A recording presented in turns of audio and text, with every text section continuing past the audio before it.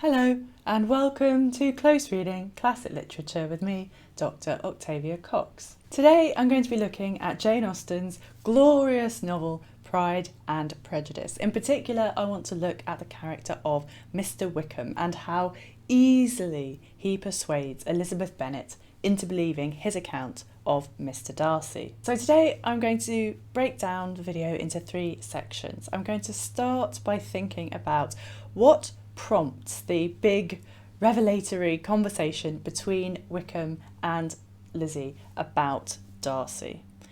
I'm then going to move on to consider three examples of some of the techniques that Wickham uses to ingratiate himself with Lizzie.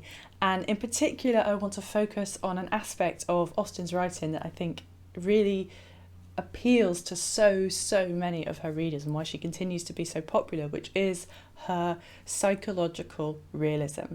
And I think this conversation between Lizzie and Wickham is a really good example of the way that Austen creates characters to be close to real life, to have kind of motivations and to expose psychological truths through the ways in which she depicts conversations between her characters. And I think this one between Wickham and Lizzie is a really good example, so I'm very pleased to be unpicking it in a bit more detail today. But then I'm going to close by thinking about two examples of some discrepancies, we might say, in Wickham's account that might give the reader a hint that Wickham might not be as amiable as Lizzie believes him to be, and that his account might not be as accurate as Lizzie believes it to be. As Lizzie is rejecting Mr Darcy's first proposal to her, one of the reasons she gives is that your character was unfolded in the recital which I received many months ago from Mr Wickham. On this subject, what can you have to say? And after the catastrophic fallout from his proposal, Darcy writes Lizzie his long letter explaining his relationship with Mr Wickham, and having read the letter, of neither Darcy nor Wickham could she, Lizzie, think without feeling she had been blind, partial, prejudiced, absurd. And today I want to think about some of those ways in which we might see that Lizzie has been blind, partial, prejudiced, absurd. Reflecting on the recital she had from Wickham of Darcy's character, she says she perfectly remembered everything that had passed in conversation between Wickham and herself in their first evening at Mr Phillips's. Many of his expressions were still fresh in her memory. She was now struck with the impropriety of such communications to a stranger, and wondered it had escaped her before. So the text, at this real moment of crisis for the hero and the heroine, the fallout from their proposal, the text explicitly draws the reader's attention to the earlier conversation between Lizzie and Wickham. The text is asking readers to go back and reconsider their conversation. So in this video, I'm going to do just that. I'm going to examine why Mr Wickham's improprieties in this conversation had escaped her before. As part of this, it's crucial, I think, to consider why Mr Wickham brings up Mr Darcy at all. And it's perhaps something that Lizzie herself should think a little bit more about too. He knows that they are acquainted, at least to some extent. By they, I mean Lizzie and Darcy. He knows that because when they meet in Meryton, when they first meet in Meryton, so when Wickham is introduced, Mr Bingley and Mr Darcy had stopped to talk to the Bennet sisters. Principally, Mr Bingley had stopped to talk to Jane Bennet, but it's clear that the two parties know each other. And in that remeeting scene, as I'm going to call it, readers have been told that Darcy's eyes were suddenly arrested by the sight of the stranger, that is Wickham, and Elizabeth, happening to see the countenance of both as they looked at each other, was all astonishment at the effect of the meeting. Both changed colour. One looked white, the other red.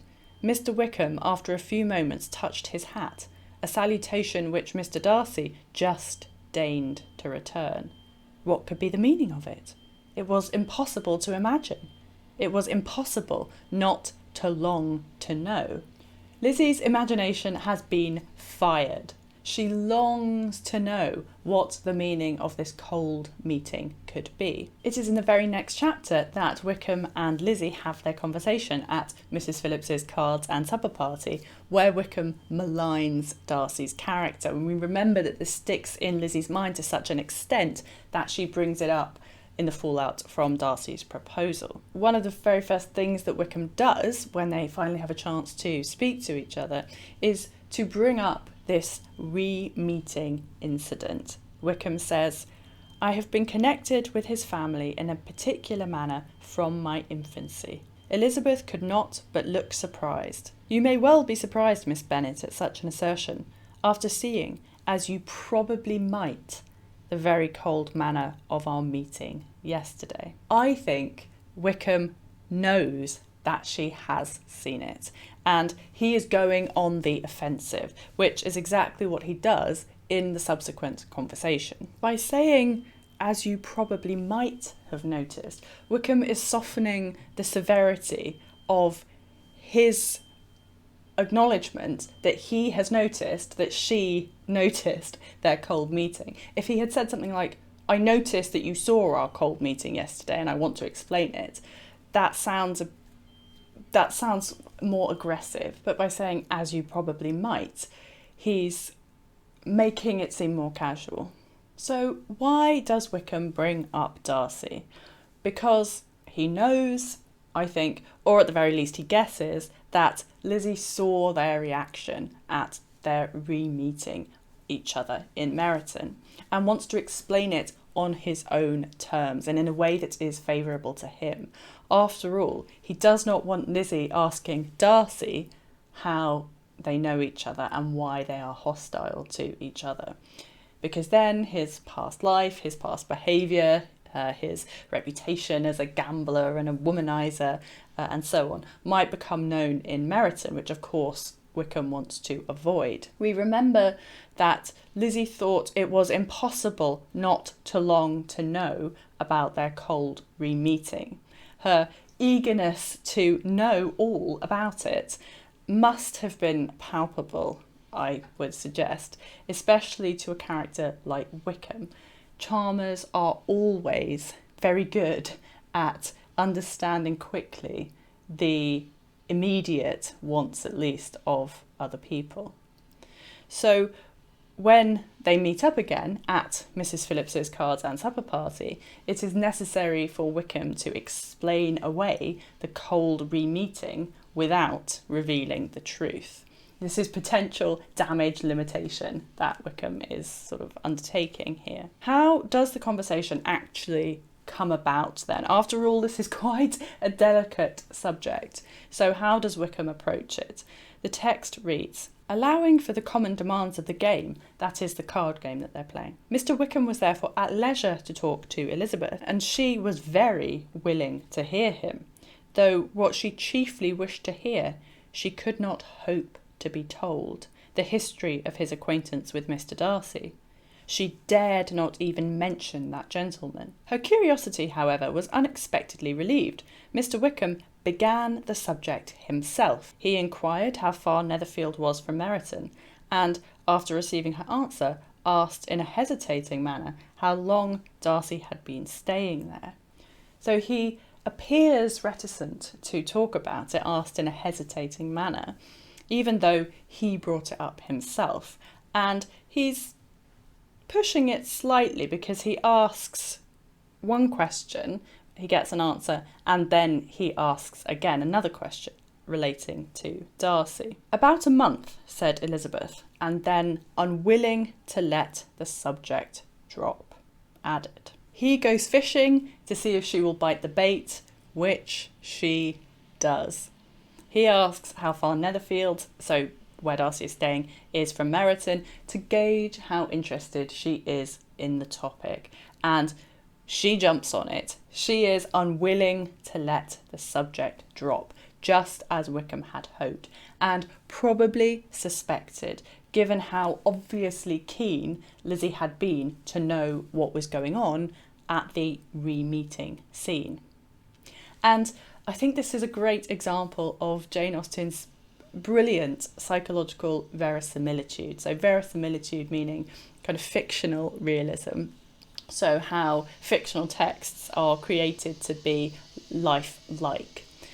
And something that Austen is so wonderful at, this psychological verisimilitude. And I think we have a fantastic example of it here, because we are told that Lizzie could not hope to be told the story of Wickham and Darcy. She could not hope to be told it, and that she herself dares not bring it up. She dares not mention Darcy, essentially because it would be improper, and she is aware that it would be improper for her to gossip with a stranger, which is essentially what she and Wickham are doing, gossip with a stranger about someone that she does not really know at all. And in fact, that she is seeking to kind of confirm her dislike of that person.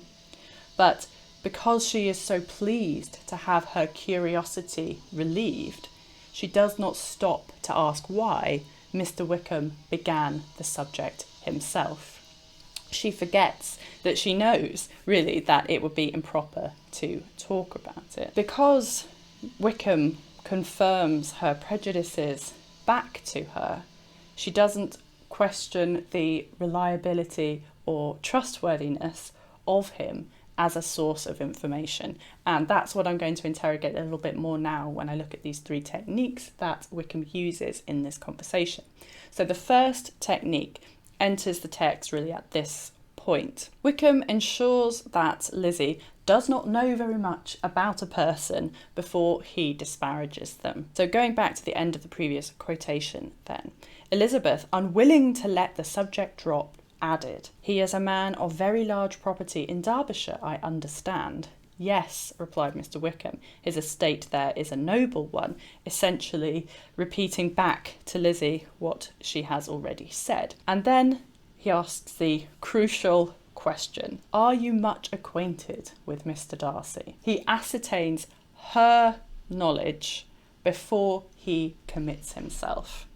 And this is an absolutely kind of classic way that people have similar kinds of conversation in real life. You know, that if you want to find out something, you want to gauge how much the other person knows, and then you can filter how much you might colour your own account of whatever it is that you're going to say, because you need to know what they know so that they can't catch you out in a lie.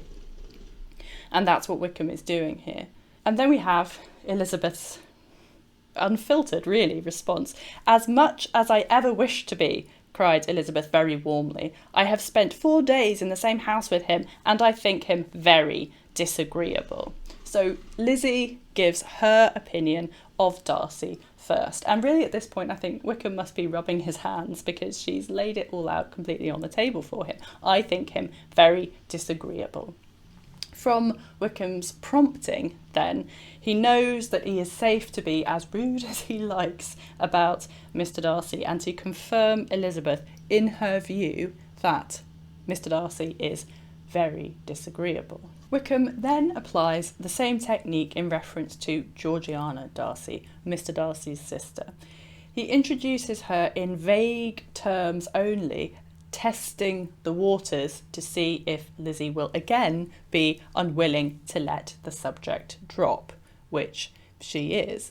Wickham says he, Darcy, also has brotherly pride, which, with some brotherly affection, makes him a very kind and careful guardian of his sister, and you will hear him generally cried up as the most attentive and best of brothers. Again, he's fishing. Has Lizzie heard that? What might Darcy be protecting his sister from? What does she know about Georgiana? Has she heard any rumours that Darcy is a very protective brother? Because if she's heard those rumours, she might have heard something about what has happened in the past with Georgiana and Wickham. But from her response, it's fairly clear that Lizzie knows nothing at all about what has gone on in the past. Lizzie says, "What sort of girl is Miss Darcy?" He shook his head. "I wish I could call her amiable." He is only rude about Georgiana Darcy after Lizzie has already asked the incredibly broad question, what sort of girl is Miss Darcy, making it clear that she does not know her, that they are not acquainted. From Lizzie's response, Wickham can be fairly certain that she knows nothing about his past behaviour regarding Georgiana, so Wickham can breathe a little easier. And of course it means that Wickham can get in first with his account of Georgiana Darcy. Wickham uses the same technique for a third time in relation to Lady Catherine de Bourgh. Mr Collins drops her name and Mr Wickham's attention was caught. He asked Elizabeth in a low voice whether her relation, that is Mr Collins, were very intimately acquainted with the family of de Bourgh. To which Elizabeth responds, he certainly has not known her long, and later, I never heard of her existence till the day before yesterday.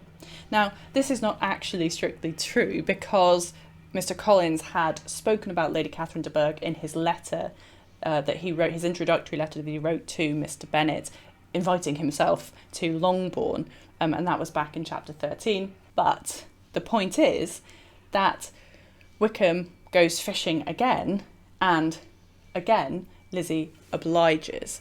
So he asks, how intimately acquainted is Mr Collins with Lady Catherine? How much can I say about Lady Catherine? Lizzie kind of, again, jumps at the chance to say what she thinks. Not a very nice opinion to say what she thinks about some of the people that Mr Wickham is bringing up. Mr Collins, said she, speaks highly of both Lady Catherine and her daughter, but from some particulars that he has related of her ladyship, I suspect his gratitude misleads him, and that, in spite of her being his patroness, she is an arrogant, conceited woman. Again, Lizzie gives her opinion on the character that they are talking about first, after being asked by Wickham, how much do you know about her? Wickham then responds, I believe her to be both in a great degree, that is, arrogant and conceited, parroting Lizzie's opinion back to her. Wickham knows that he is safe to go on to disparage Lady Catherine more fully, just as he had with Mr Darcy and Georgiana Darcy. And it's an irony of this whole scene that Lizzie thinks that she is getting information from Wickham on Mr Darcy, whereas in fact the opposite is true. Wickham is using Lizzie to get the information that he needs. I'm now going to move on to the second technique, which is that Wickham uses Lizzie's own words to explain Darcy's behaviour. In particular, he picks up on her assessment of Darcy as proud. When Wickham is quietly fishing for her opinion by saying, I have no right to give my opinion as to his being agreeable or otherwise, Lizzie responds with, he is not at all liked in Hertfordshire. Everybody is disgusted with his pride. And Wickham subsequently confirms Lizzie's suspicions of Darcy when he ascribes all of Darcy's bad behaviour to pride. It is wonderful, replied Wickham. This is when Lizzie declares Darcy's behaviour to be strange and abominable. It is wonderful, replied Wickham, for almost all his actions may be traced to pride, and pride has often been his best friend. So all his actions may be traced to pride. Wickham is playing into Lizzie's craving, really we might say, her craving for confirmation bias. In saying all his actions may be traced to pride, he confirms her prejudice that everybody is disgusted with his pride. Of course, it is not true that everybody is disgusted with his pride, and Lizzie brings Mr Bingley up herself. Mr Bingley is obviously not disgusted with his pride. Mr Bingley knows Darcy and is much more familiar with Darcy, has known him for much longer than Lizzie has, and yet still she won't take the fact that Mr Bingley, kind, nice, affable, gentleman like Mr Bingley, clearly does not feel this way about Mr Darcy. And Wickham easily explains it away by saying, well, he probably just doesn't know what Mr Darcy is. And Lizzie accepts that. But unpicking that phrase a little bit more, everybody is disgusted with his pride, what Lizzie really means by everybody is me and a couple of other people who do not really know Darcy very well, unlike, of course, Mr Bingley, who does know him much better than they do. But this is another example of Austen's psychological verisimilitude, which is that a common way that people talk when they feel about something very strongly is to say everybody thinks everybody thinks X, and what they usually mean when they say everybody thinks X is I think X very strongly, and I want you to confirm that anybody sensible will also think X too. Now, is the reader included in this everybody? Are we also disgusted with his pride? Like Lizzie, do we just accept everything that Wickham tells us because it confirms our own biases that we might have built up about Mr Darcy at this point in the novel? And now I'll move on to look at the third technique, which is that Wickham picks up on Lizzie's prejudices in other subtler ways too. So Wickham says of Darcy, the world is blinded by his fortune and consequence, or frightened by his high and imposing manners, and sees him only as he chooses to be seen. Lizzie prides herself on not being blinded by his fortune and consequence, or frightened by his high and imposing manners. So, for example, the moment at Rosings later in the novel when she is playing the piano and she says, "You mean to frighten me, Mr Darcy, by coming in all this state to hear me. There is a stubbornness about me that can never bear to be frightened at the will of others." Wickham seems to have picked up on Lizzie's determination not to be frightened by Mr Darcy and not to find his manners imposing. As I was just talking about the quotation that I was picking up, everybody is disgusted with his pride, it's clearly not true what Wickham has just said here, that the world sees Darcy in the way that Wickham describes, given that even the inhabitants of little old Meryton, which is hardly the world, that they do not see him in that way, as was made clear in our introduction to Darcy in chapter 3. He, Darcy, was looked at with great admiration for about half the evening, till his manners gave a disgust which turned the tide of his popularity. So there's a repetition of diction. Everybody is disgusted with his pride, which Lizzie tells us later. And here in chapter 3, when we are introduced to the character of Darcy, he's looked at with great admiration for half an evening till his manners give disgust.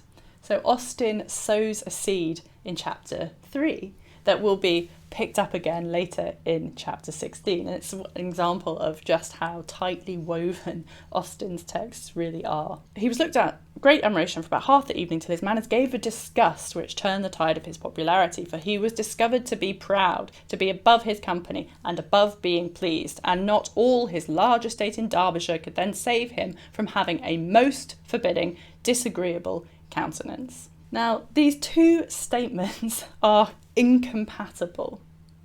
Everybody is disgusted with him, and yet at the same time, apparently according to Wickham, the world is blinded by his status and by his kind of frightening mien. But it is flattering to think one has not been blinded by something that the rest of the world apparently has been blinded by. And so Wickham draws on this flattery in his conversation with Lizzie. Wickham also plays into Lizzie's own prejudices about herself and what she considers to be admirable character traits when he says, and this is explaining why Darcy dislikes him, he says, "I have a warm, unguarded temper, and I may have spoken my opinion of him and to him too freely." This is how Lizzie Bennet likes to think of her own character. Warm, unguarded and confident enough to speak her opinions freely. And by the way, this is not a criticism of Lizzie Bennet. Those are the characteristics that we really like, or many of us really like about her character, that we find valuable and admirable. Wickham has seen from very early in this conversation that this is an essential character trait of Lizzie's, that she values these characteristics in herself, and he exploits that, essentially, I think. Her comment about Mr Darcy that I quoted earlier is a case in point. She is acquainted with Darcy as much as I ever wished to be, cried Elizabeth very warmly. I have spent 4 days in the same house with him, and I think him very disagreeable. And again, note how Jane Austen uses the same diction. The narrative voice has Elizabeth speak very warmly. Wickham describes himself as having a warm temper. That means he speaks freely. Wickham here explains why Darcy does not like him in terms he can be sure will make Lizzie particularly sympathetic to him. Of course, another irony here is that in this whole conversation, Wickham has in fact been very guarded. So he does not have an unguarded temper at all, as he claims. He's guarded in the sense of protecting himself against any potential threat from Darcy exposing anything negative about him. So, in summary, why had Mr Wickham's improprieties escaped her before? Because, like all charmers, he is a sympathetic and astute listener who finds out Lizzie Bennet's prejudices and then confirms them back to her. And she is so eager to have those prejudices confirmed that she doesn't stop to interrogate what Wickham has said. Elizabeth Bennet's eagerness to condemn Mr Darcy makes her overlook the flaws in Wickham's arguments. But readers should be on the lookout for discrepancies. Are we thinking more critically than Lizzie is? Or do we just accept her acceptance of Wickham's story? So the first discrepancy I want to bring up is that Wickham claims that Lady Catherine de Bourgh has the reputation of being remarkably sensible and clever, in part because of the pride of her nephew. And this is again reiterating Lizzie's earlier assessment of Darcy's pride. Wickham brings up Darcy's pride again and again and again after Lizzie has already said that she finds Darcy to be proud. In part, she has this reputation because the pride of her nephew chooses that everyone connected with him should have an understanding of the first class. But Darcy has not mentioned Lady Catherine at all. He can hardly be puffing up her reputation if he has not even mentioned her. The only person we have heard Lady Catherine up until this point in relation to is Mr Collins, who mentions her every chance he can get. A second, more significant incongruity is that Wickham is inconsistent within his own account. In relation to Georgiana Darcy, for example, he declares, "I wish I could call her amiable. It gives me pain to speak ill of a Darcy, but she is too much like her brother, very, very proud." It clearly does not give him pain to speak ill of a Darcy. If it did, he could just stop talking. Furthermore, there is no apparent need to bring up Georgiana Darcy in this conversation. Of course, there is a reason, as will become clear later in the novel, but there is no ostensible reason at this point for him to even mention Georgiana Darcy at all, especially given that he only mentions her to be rude about her, despite apparently it giving him pain to speak ill of a Darcy. The reader, if not Lizzie, ought to be smelling a rat. Thank you very much indeed for watching. Remember, if you like what I do here on my channel where I analyse classic literature, then do subscribe. And if you have liked the video, then do please press the thumbs up button. It helps me out in YouTube's algorithm. And what do you think? What techniques do you think that Wickham uses to persuade Lizzie? And Do you think there are other ways that the reader ought, perhaps, even if Lizzie isn't, that the reader ought to be smelling a bit of a rat?